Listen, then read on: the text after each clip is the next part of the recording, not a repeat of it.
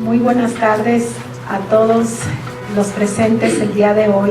Esta guía para la comunidad escolar, Orientación para casos de bullying, es un documento elaborado en colaboración el despacho de abogados García Cuellar, Aiza y Enrique, el Centro Mexicano Pro Bono ACE y Fundación En Movimiento. Sin duda, pues ha sido una red de especialistas, tanto legales como educativos. Esta guía surge como una respuesta urgente a la problemática que lamentablemente sigue creciendo en México. Hablamos del acoso escolar o bullying y su objetivo es brindar información clara, accesible, actualizada sobre los derechos de niños, niñas y adolescentes, así como las rutas legales e instituciones disponibles ante situaciones de acoso escolar. Por lo que les invito que verdaderamente aprovechemos todo el contenido que en ella van a encontrar. En México, miles de estudiantes viven diariamente algún tipo de acoso escolar. Sin embargo, muchas veces las familias y las escuelas no saben cómo actuar, a dónde acudir y qué hacer ante una situación de acoso. Y precisamente esta guía nace como una respuesta a esa necesidad de informar y orientar a quienes acompañan a niñas, niños y adolescentes para que puedan actuar con responsabilidad y empatía dentro de las escuelas. ¿Qué van a encontrar en esta guía? Pues conceptos clave sobre bullying, sus diferentes tipos y ciberbullying. El marco jurídico aplicable en México desde la Constitución, leyes y tratados internacionales, obligaciones de las escuelas públicas y privadas ante el acoso escolar, rutas legales y administrativas para denunciar y solicitar intervención. Recomendaciones para madres, padres y tutores ante un caso de bullying, protocolos escolares y cómo fortalecerlos, el enfoque psicoemocional como base para la atención del conflicto y el método FEM, una propuesta integral de atención y prevención del bullying diseñada y elaborada por Fundación En Movimiento. A diferencia de otras herramientas que se enfocan solo en lo punitivo, esta guía integra la dimensión emocional y pedagógica del problema, entendiendo que el bullying no se soluciona únicamente desde lo legal, sino también desde el acompañamiento con una perspectiva humana. Incorpora el método FEM de certificación para prevenir y atender el bullying, que es una herramienta pedagógica que promueve el desarrollo de comunidades escolares pacíficas, empáticas y corresponsables. ¿Y a quién va dirigida? Definitivamente a las familias que buscan orientación para actuar ante un caso de bullying, directivos, docentes, orientadores, psicólogos y toda persona comprometida con la protección de los derechos de niñas, niños y adolescentes. Por otra parte, también les quiero compartir los resultados que ustedes están viendo ahorita en la pantalla. Son resultados del Censo sobre Bullying por Apariencia Física, obtenidos y publicados recientemente con el objetivo de contextualizar la relevancia de este ejercicio que hoy nos está convocando aquí y que ha sido fundamental. El diagnóstico contestado por poco más de 45,000 estudiantes de nivel secundaria y bachillerato, como ustedes lo pueden ver en la pantalla, nos invita a reflexionar en lo importante que es orientar esfuerzos a generar estadísticas y estudios que nos permitan crear conciencia de la gravedad del fenómeno del bullying. Y bueno, nos permitió conocer las causas y consecuencias de vivir acoso escolar o bullying por apariencia física específicamente, por lo que es un ejercicio pionero y único en su tipo en México. Quiero decirles que justo uno de los primeros datos que ustedes pueden ver en la pantalla es que el 28.6% manifestó ser receptor de bullying por apariencia física, por su peso, por su color de piel, por su orientación sexual, incluso por su manera de vestir. Es una situación que lamentablemente ocurre dentro del salón de clases y se ve reflejada con ese 60.9% que ustedes pueden ver. Lo cual significa que debemos de ver mucho más allá de estos números, es voltear a ver que lo que está sucediendo es que específicamente tenemos un problema de capacitación y de capacidad de poder contestar ante situaciones de acoso escolar. Es decir, que hoy también los alumnos saben que lo pueden hacer frente a los adultos. Eso es lo que nos refleja ese número del 60.9%. Además, la encuesta reveló que el 21.6% de los encuestados ha faltado a clases por esta razón. Sin duda, es un mensaje urgente de conocer e implementar programas basados en valores que promuevan la educación para la paz. En este sentido, requerimos como comunidad escolar evaluar y reconocer continuamente lo que está sucediendo en las escuelas, razón por la cual en Fundación El Movimiento aplicamos el método FEM y dentro de esta metodología lo que hacemos es aplicar un diagnóstico inicial y final que nos está permitiendo cuál es la situación del acoso escolar dentro de las propias escuelas. También podemos ver en la presentación que de quienes contestaron la encuesta y han vivido bullying, el porcentaje más bajo es el 15.6%, y esto quiere decir que son precisamente quienes han sido auxiliados por las autoridades educativas. Sin embargo, lamentablemente el 35.2% han declarado que nadie los ha atendido al momento de vivir una situación de acoso escolar. Y quiero destacar que de quienes respondieron la encuesta, poco más del 50% confían fuertemente en sus redes de apoyo. Y esta red de apoyo, ellos se refieren a la familia, es decir, a sus padres y a sus papás y mamás. Esto también lo que significa es que son a donde acuden, y lo preocupante es que cuando se tiene cerca físicamente al maestro, pues no acuden a él.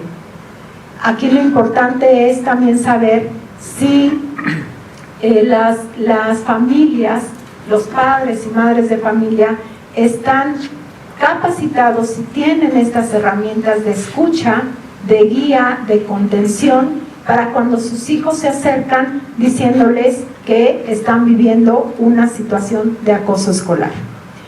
Aunado a lo anterior, algunas de las principales problemáticas identificadas y que se mencionan en la guía son que México enfrenta un contexto alarmante porque somos uno de los países con mayor incidencia en bullying a nivel mundial, con cifras que alcanzan los 280,000 casos. Esto nos coloca en el segundo lugar a nivel mundial.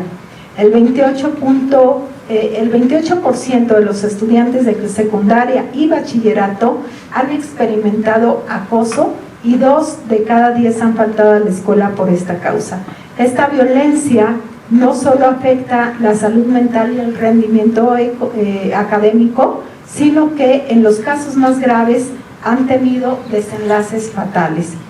A esta realidad se suma la falta de información y protocolos claros en muchas escuelas, el desconocimiento de los derechos y obligaciones legales y la ausencia de redes de apoyo efectivas para las víctimas y sus familias.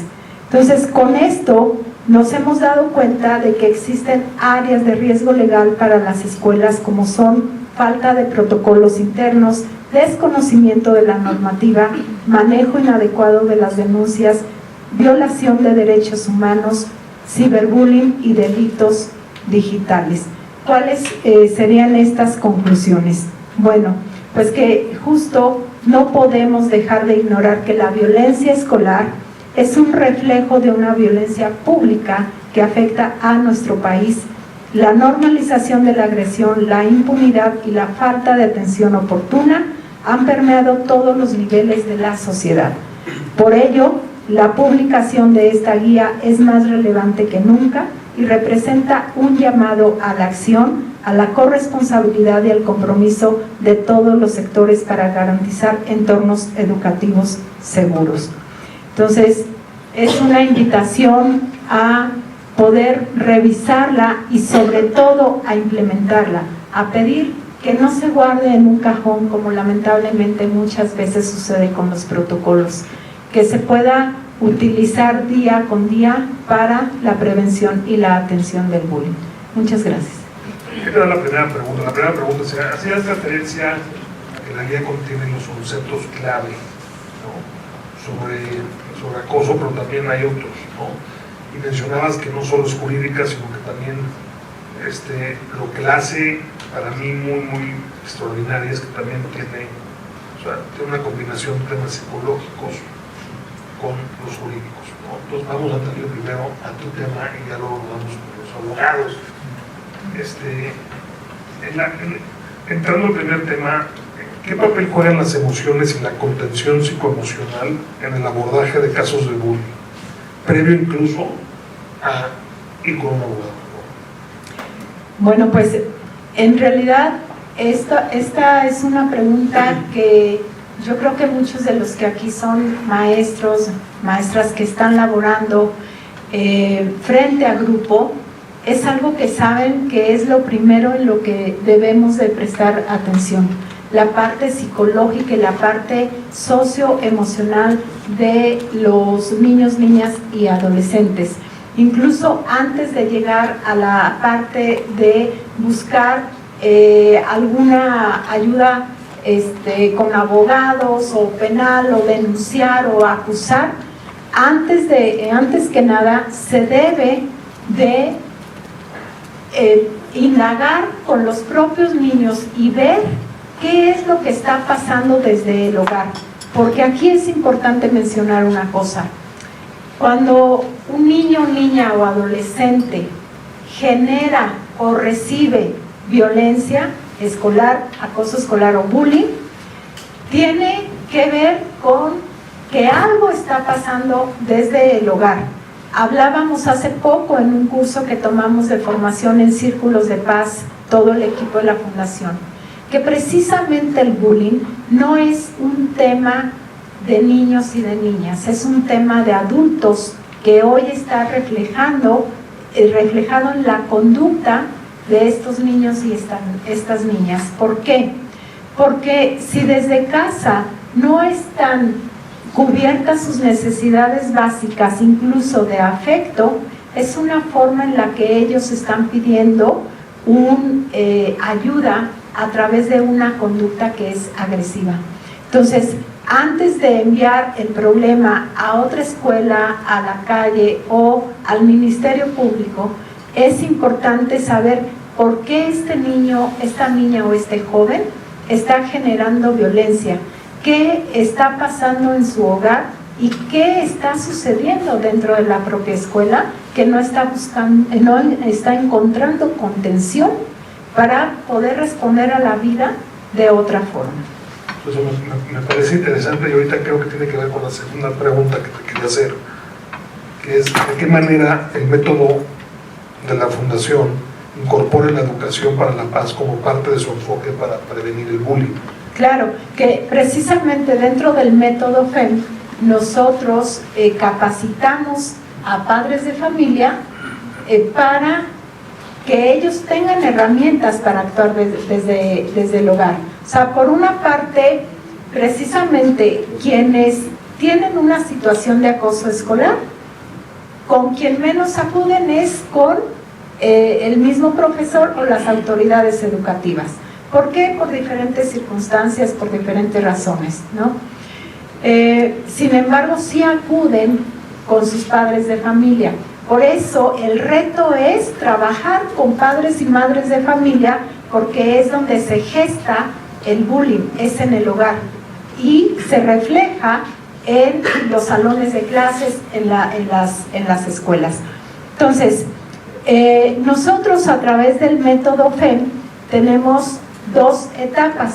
A través de esta metodología que es pedagógica para prevenir y atender el bullying, lo hacemos con la primera etapa, que es la prevención y la atención del bullying como tal, Y en esta llevamos a cabo 6 pasos en donde damos herramientas a los docentes, damos pláticas a los padres de familia y también trabajamos salón por salón con los alumnos. Y son 6 pasos porque empezamos desde el conocimiento del entorno de la propia escuela, la aplicación de un diagnóstico para saber qué tanto saben al respecto, y también viene la parte de la capacitación integral.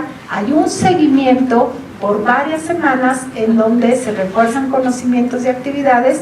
Finalmente hay un diagnóstico de salida, y aquí está como un eje transversal la educación para la paz.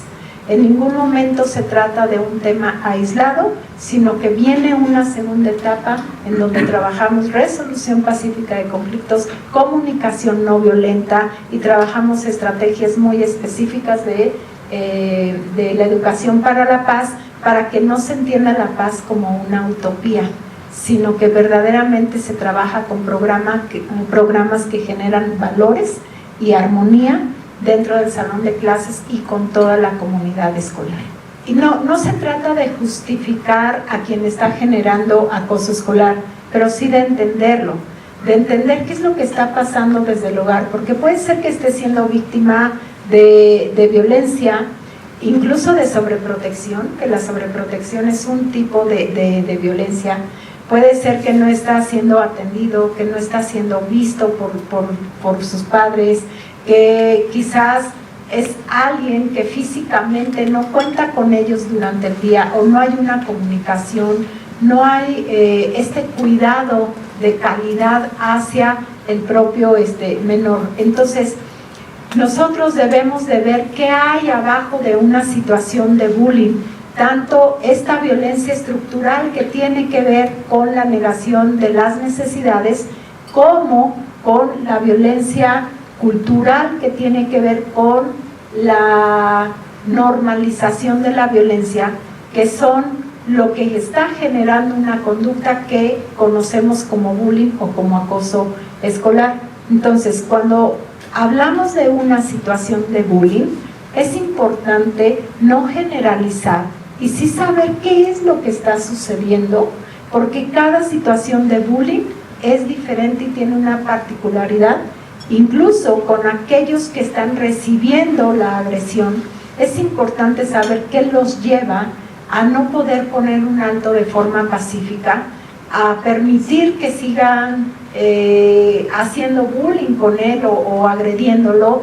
¿Qué es lo que le está impidiendo no acercarse a una autoridad educativa, a un adulto en el que confían? Entonces, cada situación de bullying es tan particular porque son personas involucradas que tienen una historia en particular.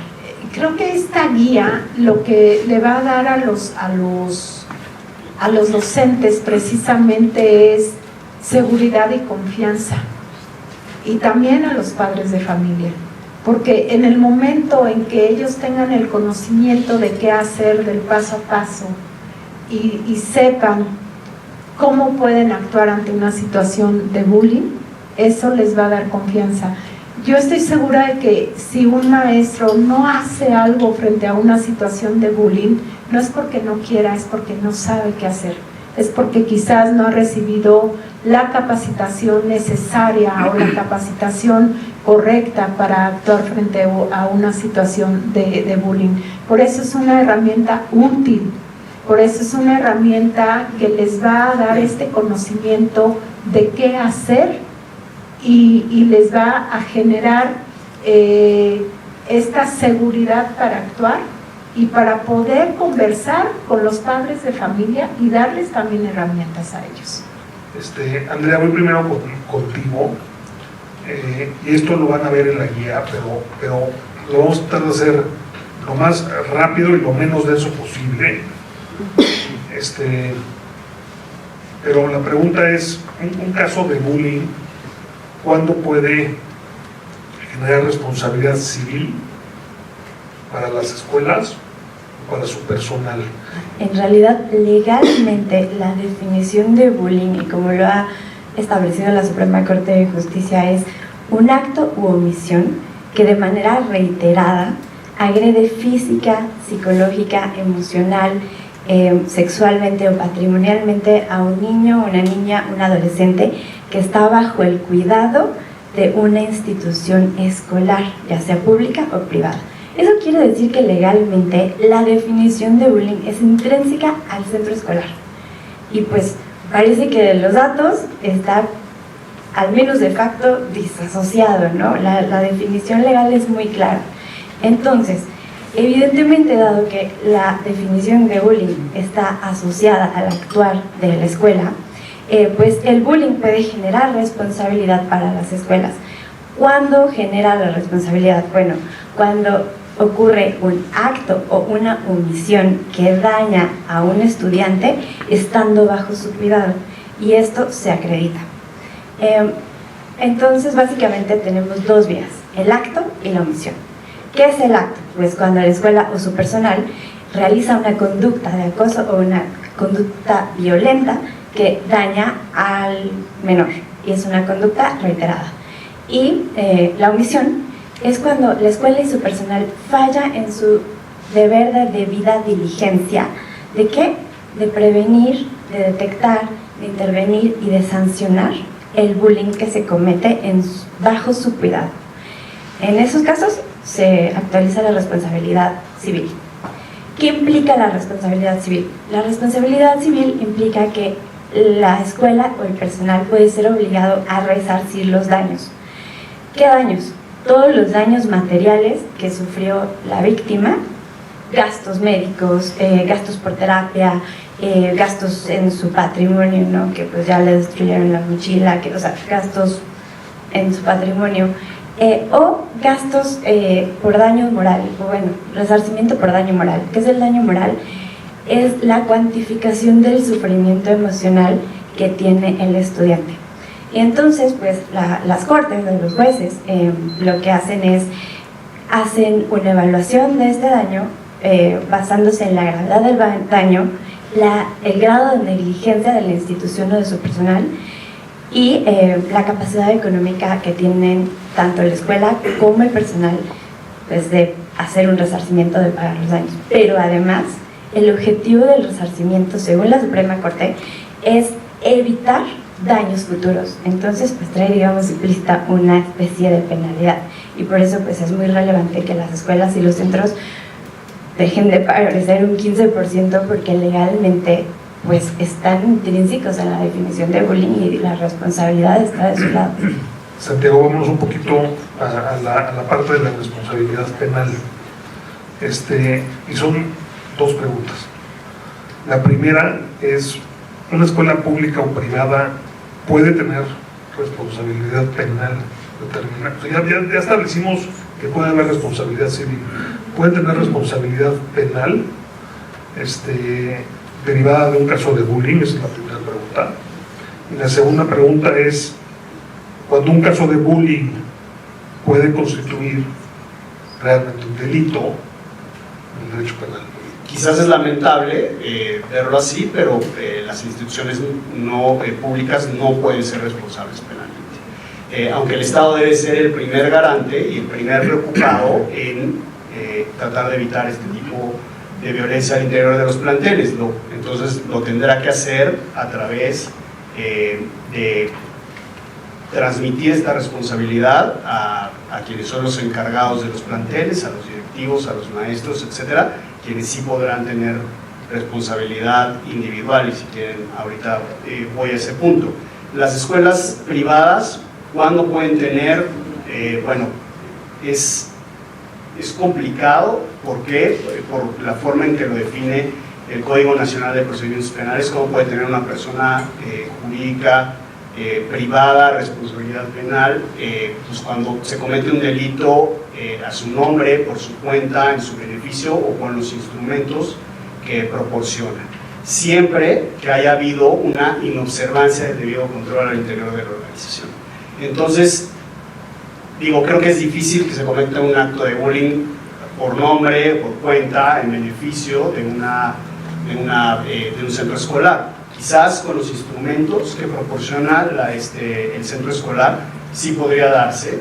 Creo que nos tendremos que ir a alguna hipótesis de la investigación que hice justamente preparándome para este panel. No encontré ninguna institución que hubiera sido o que esté siendo procesada por un caso de bullying, pero yo creo que sí se puede llegar a dar la responsabilidad penal a la persona jurídica, y justamente empieza esa responsabilidad o empiezas a prevenir esa responsabilidad teniendo un buen sistema de control, ¿no? Entonces, tener manuales, protocolos, guías, dar capacitación, estar muy conscientes, estar atentos a estos casos de bullying, tratarlos en las asambleas con los padres de familia, etcétera, al interior de la organización del centro escolar, va a ser fundamental para evitar la responsabilidad penal de la persona jurídica. Y como siempre sucede en derecho penal en México, cuando caiga una persona moral, se van a ir como fichas de dominó y se van a ir en contra de las distintas personas morales que puedan estar involucradas. Ahora, en el caso de las personas físicas, ¿cuándo puede ser? Para los menores, por supuesto, cuando trasciende ya esa conducta, digamos, de ser una simple agresión, un empujón, decirte algún apodo, digamos, que no sea discriminatorio, por ejemplo, y ese empujón ya se convierte en una lesión, ¿no? Cuando ya se convierte el insulto en un acto de discriminación, cuando se convierte una solicitud ya en una extorsión o en un robo, en robarte lo típico, ¿no? El dinero para el lunch, etcétera. Entonces ahí es cuando ya van a poder ser responsables. Los alumnos, ellos cuando sean menores van a estar sujetos a un sistema de justicia distinto que el de los adultos, que es el sistema nacional integral de justicia penal para adolescentes, que contempla sanciones mucho menores y que lo que trata de hacer es desde un inicio reinsertar o, bueno, digamos, primero evaluar al agresor, por supuesto también apoyar a la víctima y tratar de reinsertarlo en la sociedad sin la necesidad de que haya una sanción corporal, salvo en casos muy extremos, porque así lo contempla la ley, como son homicidio, como son lesiones graves, como es extorsión, etcétera, que sí se han dado homicidios en casos de bullying. Hay dos muy claros, hay uno en Hidalgo, hay uno en Teotihuacán que pasaron hace poco, me parece que hay otro en Puebla, en el que lamentablemente días después de la agresión física murieron los alumnos agredidos y las alumnas agredidas. Entonces ahí es donde sí puede llegar a tener responsabilidad el menor. Obviamente cuando ya son mayores, por ejemplo en prepa, si ya tienen más de 18 años, ya serían sujetos a través del sistema común en materia penal. Y los padres cuando pueden ser, bueno, cuando son instigadores, cuando son cómplices, por supuesto, pero también pueden ser ellos los mismos que sean copartícipes de esta conducta, ¿no? Por ejemplo, en un caso en Celaya, que fue muy sonado, trascendió el video en donde dos familiares de la agresora le gritaban a la gente que no se metiera, que hicieran espacio, que la dejaran golpearla, que le daban indicaciones de dónde golpear a la pobre niña que tenían sometida. En ese caso ya puedes hablar de una sanción mayor o de un nivel de participación mayor de esas personas, ¿no? Y bueno, este es en el caso de los adultos, para no extenderme demasiado. En el caso de los maestros, que creo que es de los directivos de los planteles, sí es muy importante que sepan que tienen un deber de garante. Ese deber de garante en derecho penal lo que quiere decir es que tienen una obligación de actuar para que no se materialice la conducta delictiva, es decir, para evitar el delito. Entonces, si ellos están viendo una agresión, si ellos son capaces de detener esa agresión de alguna forma, sin poner en riesgo sus vidas, tienen que actuar. Y no actuarlo los puede convertir en autores o en partícipes de esa conducta delictiva.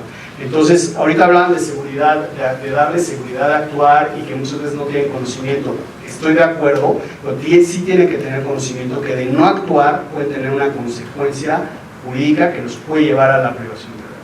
Que otra vez te lleva a la parte importantísima de la prevención, de la información, de la transparencia, de la comunicación y de la preparación de las personas, ¿no?, dentro de los centros escolares, ¿no? Correcto. Y aparte, un punto más, muy rápido, que independientemente de que no tengan responsabilidad penal las personas jurídicas, sí son responsables de la reparación del daño por los delitos que cometan sus empleados o los tutores, también de los delitos que cometan los menores a su cargo, tienen la obligación de repararla bajo la ley penal y no solamente bajo la materia civil. Gracias, Santiago.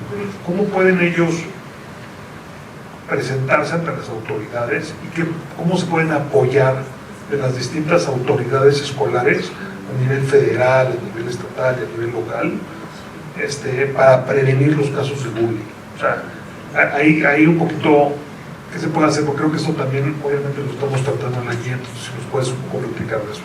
Claro, bueno, si bien cada caso es muy distinto y sui generis, y como tal no hay una receta a seguir para actuar en cada caso específico, sino que hay muchas medidas distintas. Una de las principales opciones que se puede hacer es acudir ante la propia Secretaría de Educación Pública, como ahora lo comentabas, en su nivel local, estatal, federal. Pues la propia Secretaría prevé protocolos y durante un periodo muy particular, alrededor de 2020-2021, estuvieron enfocados en tener avances respecto a este tipo de manuales y protocolos, y pues es una primera instancia a la cual poder acercarse, ¿no? Estas cifras que podemos ver del 15.6%, si bien se puede atender a diversos factores, creo que uno de los principales que pudiera dar esta falta de apoyo es que muchas veces los centros escolares tampoco logran notificar adecuadamente a las autoridades escolares estos casos de acoso escolar, ¿no? Entonces, las propias secretarías de educación pública en sus distintos niveles son un primer paso de acercamiento, y posteriormente también atendiendo pues a la gravedad o naturaleza de cada uno de los casos, pues se podría acudir a las diversas instituciones como son la propia policía, la policía cibernética, o también a comisiones estatales, nacionales de derechos humanos. Particularmente para la Ciudad de México hay una unidad de atención al maltrato y abuso sexual infantil, la UAMASI, que si bien no tiene facultades para emitir sanciones o tomar medidas, sí es un canal que puede ayudar a dar mediación a las quejas y brindar asesoría jurídica tanto a los centros escolares como a las víctimas directamente. También creo que aquí es muy relevante meternos a otras autoridades que a veces pasan un poco desapercibidas por su propia naturaleza y que a veces ni siquiera prevemos estos temas, pero en temas relacionados con derechos personales y el uso de imagen, podemos acudir ante la Secretaría Anticorrupción y Buen Gobierno de reciente creación, y también ante el INPI. Nada más como contexto a todos ustedes, yo creo que en las últimas 2 semanas hemos estado muy ocupados porque básicamente tuvimos que cambiar un poco la guía, porque habíamos hablado con la estructura legal que teníamos antes y nos las cambiaron justo 2 semanas antes de la publicación, pero la verdad es que el equipo entero hizo un gran trabajo y actualizamos la guía para considerar eso. Entonces, si nos quieres platicar un poquito de ahora sí de quiénes son, ¿no? Y a quién sustituyeron en el contexto de Claro, sí. Previamente el INAI, como saben, era la institución encargada de la protección de los derechos en relación con la materia de datos personales. si bien se reformaron las leyes federales en esta materia, como tal no se previeron cambios fundamentales a los mecanismos, sino que podemos estar hablando todavía de las solicitudes de derechos ARCOS, que son acceso, rectificación, cancelación u oposición, y pues básicamente el mecanismo sigue siendo el mismo, pero ahora es la Secretaría de Anticorrupción y Buen Gobierno quien es la autoridad facultada para revisar estos temas. Particularmente, cambios importantes que había es que el INAI ya tenía diversas herramientas para poder acudir ante ella y presentar quejas, denuncias. Tenían mails especializados donde podías presentarlo, tenían el Telinai, que era una herramienta donde podías levantar el teléfono y simplemente avisar, y ahí mismo te daban la asesoría. A la fecha, la Secretaría Anticorrupción, si bien está trabajando en implementar nuevos mecanismos, tenemos entendido que a la fecha la única medida es, regresando un poco a la manera tradicional, presentar un escrito ante una oficialía de partes y hacerlo por escrito, ¿no? Lo principal es la capacitación, o sea, el conocimiento va a dar seguridad y va a dar confianza de qué hacer ante una situación de acoso. ¿Y cómo se adquiere este conocimiento? Capacitándose. Entonces, creo que con esto tienen una buena herramienta dentro de las escuelas públicas, privadas, para que no haya improvisación ante una situación de acoso, para que puedan hacer un match con los lineamientos internos que tengan y con sus protocolos, en que sí están alineados con el marco normativo vigente. Creo que esta guía les va a dar una línea muy clara de si están actuando bien, si están actuando mal, si estos protocolos los tienen o no. Y también, por otra parte, lo principal es que sea también del conocimiento de los padres y madres de familia, porque a veces se queda únicamente del conocimiento de los docentes o de unos cuantos, y aquí los directivos tienen que encargarse de que esto se difunda con toda la comunidad escolar. Entonces, eso es lo principal que se debe de hacer para que sea una herramienta de consulta, que sea constante y que sea del conocimiento y esté al alcance absolutamente de todos y todas dentro de las escuelas, y bueno, va a ser difundida la guía para que así sea. La clave es que la escuela pueda acreditar que actuó con la máxima diligencia. ¿Y eso qué quiero decir, no? Qué fácil. Básicamente, como lo podemos ver, o la guía viene como muy explicado, tenemos 4 fuertes de acción: la prevención, la detección, la intervención o acción y la sanción. Entonces, en esos 4 puntos tenemos que la escuela tiene que demostrar que actuó con la máxima debida diligencia. Entonces, el primer punto es básicamente la prevención. ¿Qué es lo que se tiene que hacer? Tener un manual interno, un protocolo interno que cubra todos estos puntos, porque si bien la prevención también incluye cursos y acciones de sensibilización y formación al personal académico, que son súper importantes, se necesitan pasos claros que se difundan para todos los demás procesos. En mi Veracruz es personal, mi hija estaba en una gran escuela que tenía un gran programa de prevención, pero una vez que el tema pasaba ya no sabían qué hacer. Y entonces todos los demás puntos, que era la detección, la intervención y la sanción, no estaban previstos. Entonces todos los puntos se tienen que atender, y lo más importante como escuela es la documentación, porque la carga de la prueba de que se actuó con la máxima diligencia está del lado de la escuela. La escuela es quien tiene y los maestros. La escuela y los maestros son quienes tienen que probar que esa máxima diligencia se hizo. Entonces todo hay que documentarlo, y todo se debe documentar conforme al protocolo inicial. Entonces básicamente son 2 pasos súper clave. Uno, que los protocolos iniciales de pies a cabeza existan, se difundan. Y el segundo paso es que una vez que algo tristemente pase, porque las cosas pasan y las situaciones pasan, que se documente que efectivamente la escuela actuó con la máxima diligencia. Lo que quiero decir es que implementó el protocolo, que la detección fue temprana, que la intervención fue inmediata, que se acudió a todas estas instancias que Rodrigo les platicó en el orden en el que sus propios protocolos lo establecen, y finalmente que se sancionó conforme al marco regulatorio específico que aplica a cada escuela, porque no, eso también es un mundo, qué sanción puede aplicar quién y qué no. Y finalmente, muy importante, que se aplicaron medidas de seguimiento y medidas de no repetición. La Corte ha sido muy clara en el que la máxima diligencia implica medidas de no repetición, porque el bullying es una acción o omisión reiterada, repetida. Entonces, si esas medidas no existen, no hay una máxima diligencia. ¿Qué mensaje quieres mandar sobre ese tema, o sea, sobre esa sensibilización?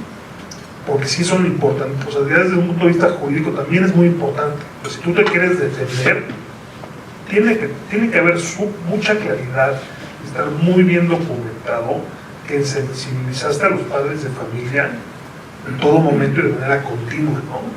Creo yo.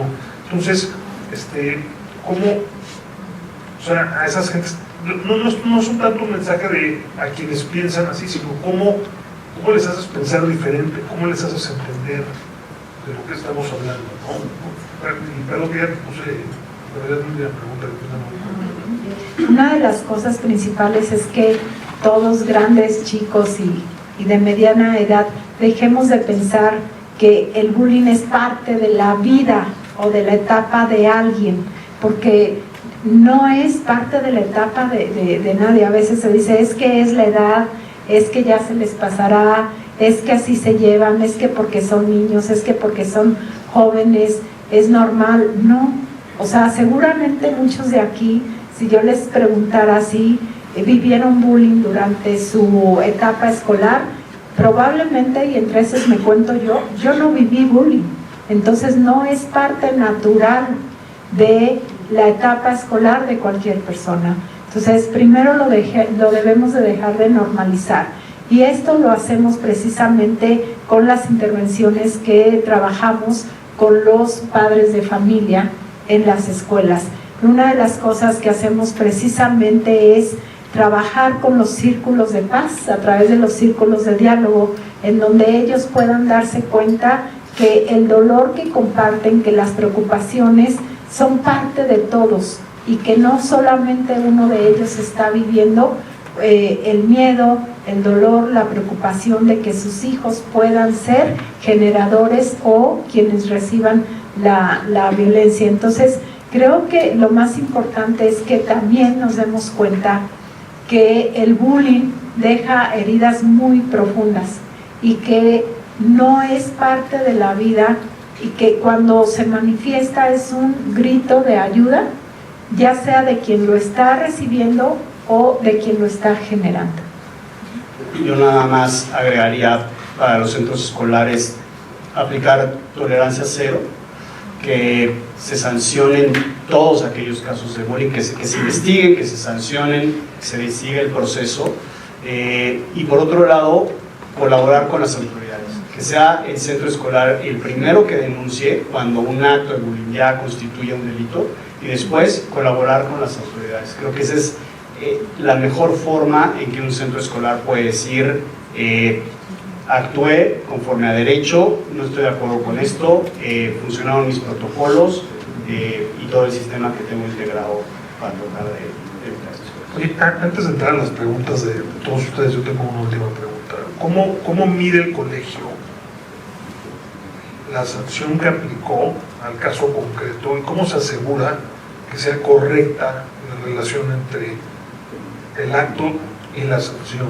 No, es difícil, pero es muy buena. Yo creo que en materia penal siempre estamos acostumbrados a que la sanción va a ser la privación de la libertad, la medida cautelar, la multa, etcétera. Yo creo que en estos casos, sobre todo si estás trabajando con menores y con adolescentes, bueno, primero en tus protocolos tienes que tener muy bien definido qué casos de bullying se dan y justamente cuál es la medida correcta a aplicar. Yo creo que con los adolescentes, y justamente en ese sentido va la Ley Nacional del Sistema Integral de Justicia Penal para Adolescentes, es de ir midiendo, pero de imponer, les podemos llamar sanciones, pero quizás no son sanciones, son guías. A ver, te voy a poner vas a tener que ir forzosamente a terapias psicológicas, vas a tener que tener una vigilancia, digamos, a lo mejor especial por parte de la psicóloga del colegio. Vas a evitar tener contacto con la persona que ha sido tu víctima, ¿no? Quizás empezar a poner esas barreras, y no necesariamente tienes que ser una expulsión, no necesariamente tienes que ir directamente al Ministerio Público. Por supuesto, pláticas con los padres de la víctima. Creo que también entablar un diálogo entre víctima y victimario, y por supuesto quienes son responsables de ellos, me parece que debe ser una parte de la solución. Las generaciones actuales también sufren bullying afuera, ya no solo en el patio de la escuela, alrededor de la escuela o en los salones de clases, ¿no? El bullying ahora ya es extensivo hasta sus casas a través de redes sociales, de medios electrónicos. Pero creo que es súper importante recordar que también el internet es una herramienta que facilita esto, pero también es un medio para que ahí mismo se conserve la evidencia, y esto mismo se ha utilizado para poder recabarlo y posteriormente tomar acciones legales, y que las propias escuelas puedan tener medios para documentar esto y poder tomar acciones. ¿Cómo podemos como conciliar la idea de justicia restaurativa? O sea, justo desde no verlo del punitivismo, y explicarla a los padres, porque el padre de la víctima casi siempre, en mi experiencia, quiere como el mayor castigo, ¿no? Explicarles que para la Suprema Corte, y desde el punto de vista de derecho, la sanción o la parte de diligencia de las escuelas y de los padres de familia vienen por las medidas de no repetición. ¿Cuál es nuestro objetivo? Nuestro objetivo no es sancionar y suspender al niño de clases. Sí, a veces se tiene que aplicar, pero al final es derecho de todos los niños la educación. Entonces uno no va a sacar a un niño que tiene un problema de ejercer bullying y privarlo de la educación. O sea, entonces ¿qué vamos a crear? Una subpoblación completamente dañada, ¿no? Por ahí no se soluciona ni tanto para los individuos ni para la sociedad. Esto es una medida para que los padres de familia, una llamada de alerta, eso así se ve la suspensión desde el punto de vista jurídico, pero no como una privación del derecho a la educación. No tiene ningún sentido, ni para resolver el problema de ningún punto. Lo que resuelve el problema son las medidas de remediación, que son exactamente esto: darle seguimiento al caso, que las partes vayan a atención, talleres, todo este tipo de ayuda psicológica y emocional, que es lo que efectivamente resuelve el problema, no la sanción y dejar a un niño sin derecho a educación. Yo creo que en la medida en que logremos comunicarnos, o sea, creo que es un tema mucho de comunicación y de colaboración entre padres de familia y la escuela, ¿no? O sea, porque creo que si lo haces así, entonces cuando tú le digas qué va a pasar al padre de familia de la víctima, creo que lo puede entender mejor, por eso lo digo, ¿no? Y que en el tema de acoso cibernético, pues cuando es presencial tenemos una persona, ¿no?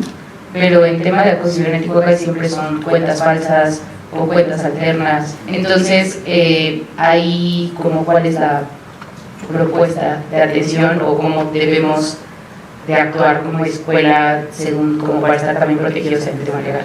Precisamente la policía, ahora a nivel estatal, tanto como en la Ciudad de México, tiene unidades especializadas en estos temas. Entonces la policía cibernética sí está facultada para poder revisar las direcciones IP y para poder revisar las cuentas y para poder hacer toda esta investigación para llegar a dilucidar quién fue la persona detrás de esa cuenta falsa, ¿no? O, digo, también esto es un tema mucho más complicado, pero posiblemente ya hasta lo puedan realizar bots, ¿no?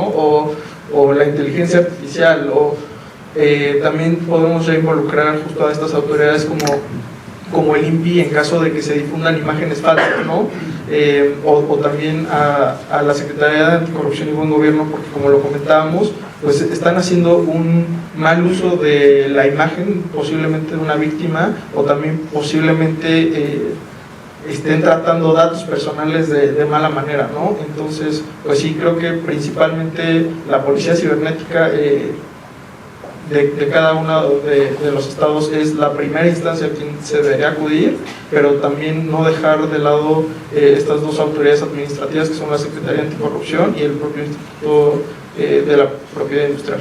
En semanas anteriores, hace unas 2 semanas, nos llegó por el correo oficial un punto de acuerdo que se desarrolló en la Cámara de Diputados, la local, de manera tal que de forma de supervisión o en el nivel supervisión se visitara las escuelas privadas, ¿sí?, para prevenir el acoso sexual, ¿sí?, y inclusive el abuso físico.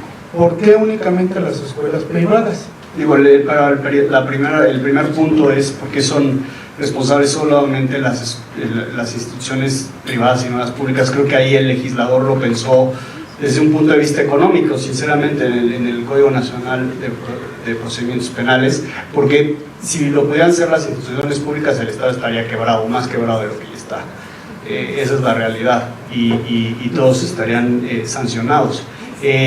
Y por el otro lado, sobre el punto de acuerdo, a mí me parece que aquí la idea no es mala, está bien que vayan y que vigilen, pero yo creo que aquí hay que quizás voltearle la tortilla al gobierno y decir, ahora yo te voy a vigilar a ti, vas a venir a vigilar a mi centro escolar, perfecto, hazlo efectivo, y si no lo haces efectivo, lleva una responsabilidad porque no estás llevando a cabo tus funciones públicas. Entonces vas a venir aquí, hazlo bien, revisa, ve que tengo los protocolos, ve que tengo los manuales, hazlo con la periodicidad que lo tienes que hacer o a la que te obligaste a hacerlo, y como centro escolar documentenlo, porque eso también los va a proteger en un futuro. Oye, vinieron en el año tantas veces a revisar y vieron que yo tenía todos estos elementos